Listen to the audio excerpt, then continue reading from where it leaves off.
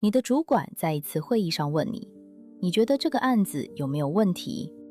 你如实说了，你说你担心某个环节的时程，担心预算的缺口，担心执行面有一个漏洞还没有被补上。主管点点头说，好，我知道了。3个月后，绩效考核的结果出来了，你没有升迁。得到那个升职机会的人是坐在你旁边从来不说我担心的那个同事。你不明白发生了什么事，你明明很努力，你明明看见了更多问题，你明明是那个更认真的人，但你从来不知道，那一句我担心是你职场生涯里最贵的一句话。不是因为你说错了什么，而是因为你让对方知道了太多。你让他们看见你的焦虑，看见你的不确定，看见你底牌上写的每一个字。而在人际场域里，看见你底牌的人永远比你更有筹码。猎物最大的问题不是跑得不够快，是他自己先暴露了气味。大家好，我是桑木。今天这集是我们全新系列高敏感族群的人间防弹衣的第1集。这个系列我们不讲怎么让自己变得更强硬，不讲怎么让自己变得更冷漠，我们要讲的是一件更精准的事，在你还没准备好信任一个人之前，怎么让他们看不见你的底牌。我们先来说一个概念，底牌外露。这不是指你说了什么秘密，也不是指你做了什么错误的事，而是你的情绪反应、在意程度、底线的位置，在你还没开口之前就已经被对方读取了。举个例子，你和朋友发生了一点摩擦，你在意，但你没说。可是当他打电话来，你的声音比平常低了半个音调，你的语速慢了，你的回应变短了。你以为你没有表态，但对方已经知道了你在乎这件事，而且你在乎的比你说的还要多。这就是底牌外露，不是你说出来的，是你露出来的。这种状况在高敏感者身上特别常见。心理学家伊莲·艾伦 Elaine Aron 从1990年代开始研究一种人格特质，他称之为高敏感人格 Highly Sensitive Person， 缩写是 HSP。 他的研究发现，高敏感者的神经系统对外界讯息的处理深度远远超过一般人。你不只是感受到了，你是在细细的处理，反复的消化，深度的吸收。这本来是一种天赋，你能感知到别人感知不到的细节，你能理解别人理解不到的情绪层次。但这个天赋在不安全的人际场域里会变成一个非常明显的弱点，因为你感知力强，不代表对方感知不到你。事实上，恰恰相反，你越敏感，你的反应就越丰富，你就越容易被读透。你感知着对方，对方也在感知着你，只是你在乎的是他是什么感受，而某些人在乎的是你的开关在哪里。这就是今天我们要说的核心问题。当一个高敏感者在不安全的关系里还没意识到自己是猎物的时候，他已经把所有底牌都摊开在桌上了。底牌外露通常有3种泄露的方式。第一种是情绪泄露，你的表情、你的声调、你的肢体语言，在对方还没开口之前就已经先反应了。对方说了一句话，你的眼神一闪，你的嘴角一动，他已经知道这句话有效。第二种是需求泄露，你太快表达认同，太急着让对方喜欢你，太早把我需要这段关系写在脸上。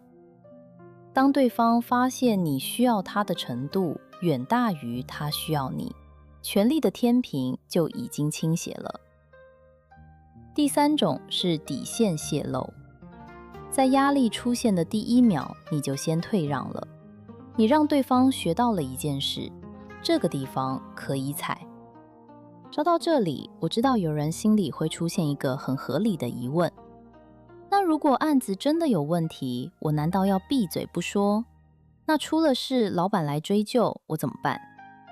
这个问题问得非常好，而且它触碰到了今天这集最核心的一个区别：说和怎么说，对谁说，在什么时机说，是完全不同的4件事。今天我们说的隐藏底牌，从来不是叫你把问题藏起来，让自己承担后果，而是在你开口之前，先想清楚一件事。你说这句话是在解决问题，还是在暴露你的焦虑？同样是这个案子有风险，你可以这样说：我观察到时程上有一个潜在缺口，这是我目前的分析和建议的应对方案。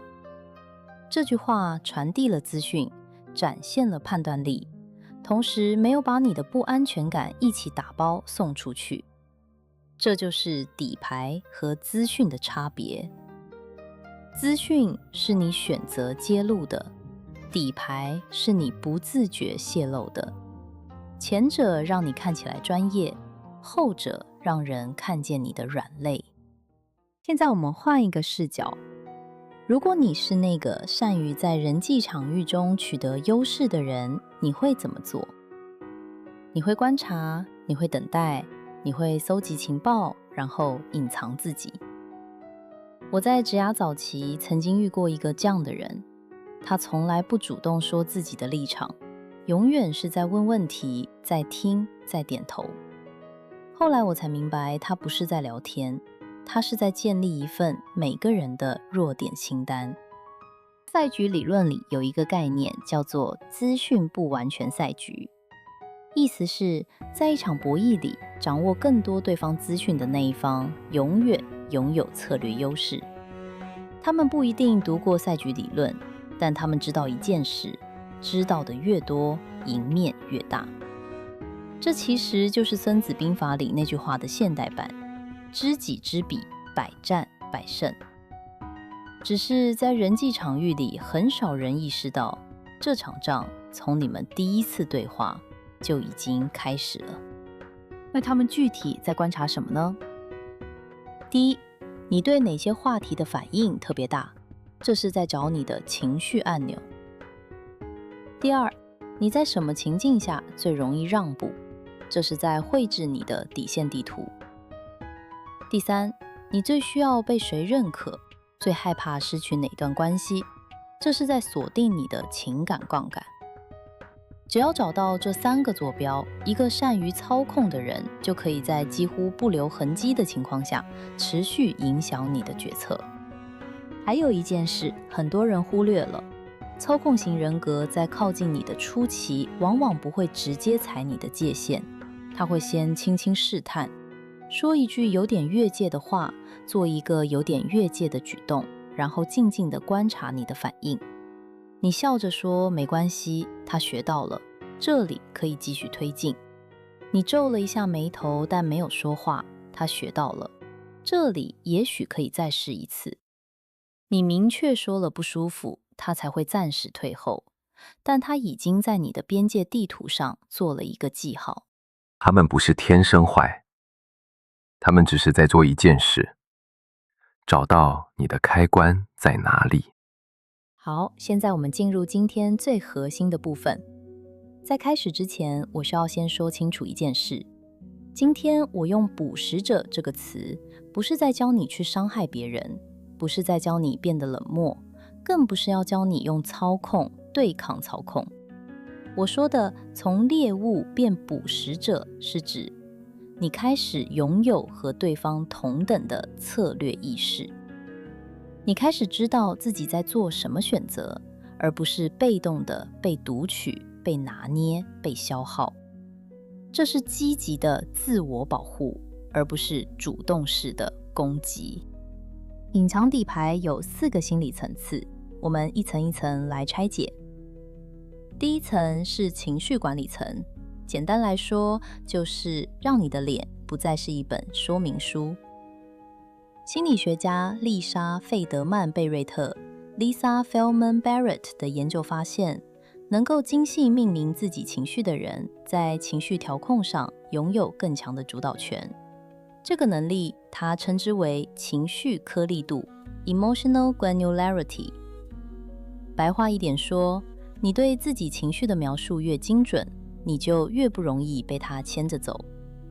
当你只知道我很不舒服，你的神经系统整个被触发了，整个身体也跟着绷紧，你的表情、声音、肢体都在同步泄露讯号。但当你能够更精确地说出，我现在感到的是一种被忽视的失落，而不是愤怒，你就在情绪和输出之间插入了一个观察的空间。实作的方向是练习延迟反应，不是压抑，不是假装没感觉，而是在冲动反应和输出之间给自己3秒钟的时间。举个具体的例子，你正在开会，主管当着所有人的面说，这份报告的数据有问题。你马上感到一股热意从胸口往脸上冲，手指有点僵。你的第一个冲动是立刻开口解释或道歉。3秒钟的练习是在这个冲动冒出来的瞬间做3件事。第一，闭一下嘴，让嘴巴先停住。第二，把注意力拉回到自己的呼吸，或是感受一下脚踩在地板上的重量。这个动作会让你的神经系统从反应模式切换到观察模式。第三，在心里问自己一句话：我现在想说的这句话是在处理问题，还是在处理我自己的情绪？这3秒钟不是叫你什么都不说，是让你在开口之前先确认你输出的是资讯，而不是底牌。第2层是资讯管理层，概念是策略性自我揭露 （Strategic Self-Disclosure）。很多高敏感者有一个根深蒂固的信念，诚实就是把所有事情都说出来。但我需要告诉你，真实不等于全部说出来，诚实不等于对所有人都透明。你可以对你真正信任的人完全开放，但在你还没有验证对方是否安全之前，你有权利选择给这段关系多少透明度。实作的方向是开始区分谁是安全对象，什么是策略场合。对不同层级的关系给予不同层级的揭露，这不是欺骗，这是一种成熟的边界意识。我选择让你看见哪个部分是我的主权，不是我对你的亏欠。至于怎么判断谁是安全对象，怎么识别哪些场合需要策略性应对，这个判断方法本身就是一门学问。我们会在这个系列的第2集教你辨认哪些人是真正的威胁，在最后一集带你建立判断谁值得信任的完整框架。今天你先记住一件事，不是所有人都值得看见你的全部，而你有权利做这个选择。第3层是反应管理层，这一层的核心来自谈判心理学里的一个基本原则：先让对方说话的人掌握更多资讯。很多高敏感者在对话里会有一种急着填补沉默的冲动，对方沉默了，你就觉得要赶快说些什么，赶快表态，赶快让气氛好起来。但每一次你抢先表态，你就给了对方一个校准自己策略的机会。实作方向，用提问代替表态。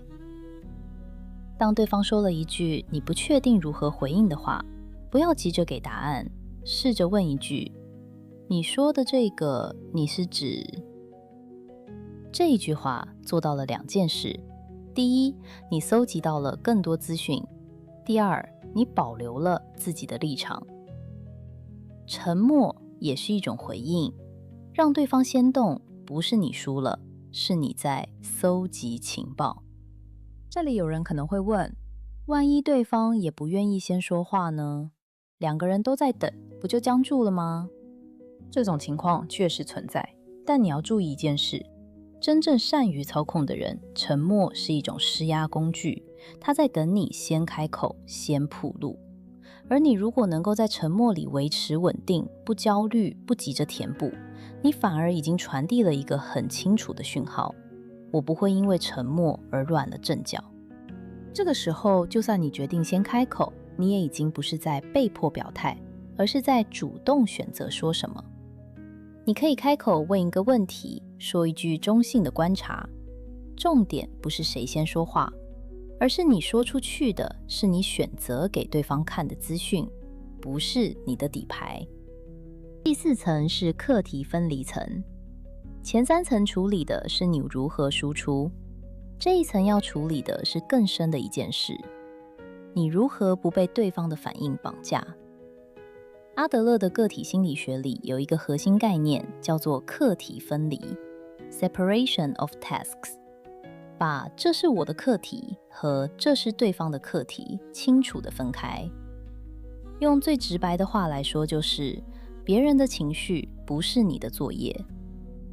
高敏感者最容易掉进去的陷阱是把对方的情绪当成自己需要解决的问题。对方脸色不好，你开始反省是不是自己说错了什么。对方沉默，你开始猜测是不是自己做了什么让他不高兴。对方质疑你，你开始急着解释，急着补救，急着让对方重新喜欢你。每一个动作都是在泄露底牌。说到这里，我知道有人心里会有一个很大的问号。如果我不去管对方的情绪，对话不就陷入僵局了吗？感觉好像是说讲话时可以完全不顾对方感受。这个担心我完全理解，但我需要说清楚2件事。第一，课题分离说的不是对方的感受不重要，你依然可以感知对方的情绪，理解他，同理他，这些都没有消失。课题分离说的是对方的感受不需要由你来负责解决，这2件事有本质上的差别。第二，课题分离也不是在说跟人对谈可以无视基本的礼仪和分寸，你不需要为了让对方好受而放弃自己的立场，但你同样不需要用尖锐的话去刺痛对方，那不是边界，那只是另一种失控。真正有边界感的人，说话是有分寸的，只是这个分寸是由你来决定的，而不是被对方的情绪逼出来的。真正健康的对话，不是2个人都在承担对方的情绪重量，而是2个人都为自己的情绪负责，然后在这个前提下进行有来有往的真实沟通。课题分离的实作是一个问句，这是我造成的，还是他选择的？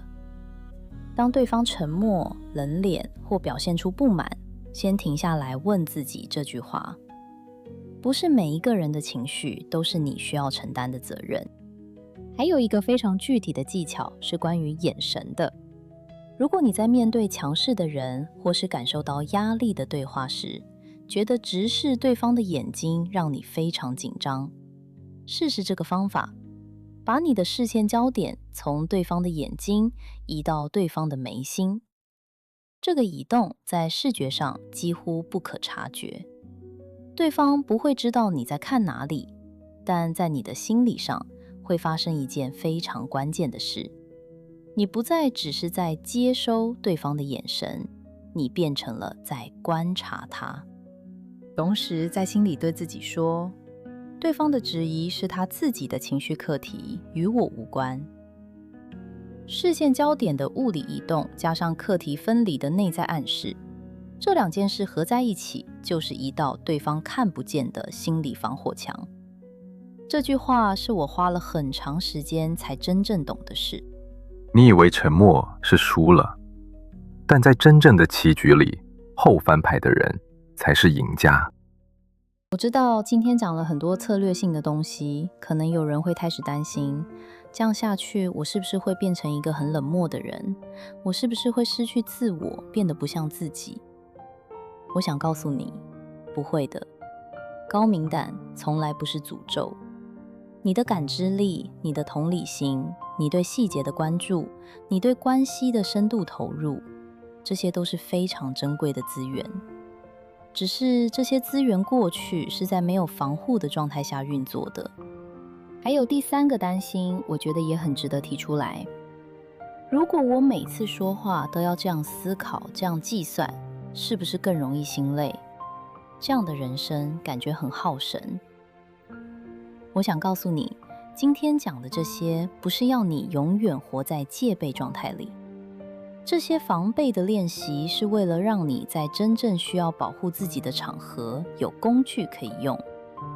就像你不会每天穿着防弹衣走路，但你知道它在哪里，你知道怎么穿，这本身就足以让你走得更安心。真正的目标不是时刻提防，而是让你有能力辨识哪些关系是安全的，然后在那些安全的地方，你可以完全放下这些。我们今天要做的不是关掉你的能力，而是在他们的外面加一层你自己可以控制的保护机制。顶藏底牌不是让你变得冷漠，它是让你能够主动选择谁值得看见你。在你确认安全之前，你不必提前交出信任。这不是算计，这是成熟。最后，我想留给你一句话：底牌不是拿来赢的，是拿来让对方不敢轻举妄动的。你觉得自己最常发生哪一种底牌外露？可以在留言区投票。A. 情绪泄露，表情和声音先出卖了你。D. 需求泄露，太快让对方知道你有多在乎。C. 底线泄露，压力一来就先退让了。简单留下你的选项就好。当然，如果你想多说一点，分享是什么具体的情境让你印象最深，我也很想听。如果今天的影片对你有共鸣，记得订阅频道。我们这个系列后续还有7集，每一集都是防弹衣的一个组件。下周五晚上8点，我们进入第2集，辨认谁在猎捕你。那些让你说不上来哪里怪的人，心理学整理出7种讯号。如果你身边有些人让你说不上来哪里不对劲，下周的影片可能会给你一个很清楚的答案。如果你在手机上看这部影片，可以找找看画面上有没有一个带粉彩尾巴的黄色星星符号，那就是粉丝热推。按下去就可以帮这支影片增加热度，让更多人有机会看见。这个功能目前只有在影片上传的7天内有效，位置在留言区附近或收藏按钮旁边的3个点里面。每个账号1周有3次机会，不同地区和账号的显示位置可能会不一样。如果你找不到，有可能是还没开放，都是正常的，不用担心。如果你想用更直接的方式支持频道的创作，影片下方还有超级感谢的按钮，按下去就可以小额支持我们稳定进行高品质内容的制作。按赞、订阅、分享和收藏，对桑木来说都是珍贵的鼓励，桑木都真心感谢。今天的影片就到这里啦，桑木心理观察站，我们下集见，拜拜。